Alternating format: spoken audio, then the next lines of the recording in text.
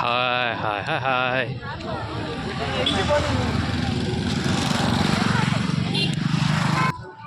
ತುಂಬ ವರ್ಷ ಆದಮೇಲೆ ಕತ್ಲಲ್ಲಿ ಜಾತ್ರೆ ಮುಗಿಸ್ಕೊಂಡು ವಾಕಿಂಗಲ್ಲಿ ಖುಷಿಯಾಗಿ ಎಂಜಾಯ್ ಮಾಡಿಕೊಂಡು ಕಳ್ಳೆಪುರಿ ತಿನ್ಕೊಂಡು ಬಜ್ಜಿ ಖಾರ ಎಂಜಾಯ್ ಮಾಡ್ತಾ ಹೀಗೆ ನಡ್ಕೊಂಡು ಹೋಗೋದ್ರಲ್ಲಿರೋ ಮಜಾನೇ ಬೇರೆ.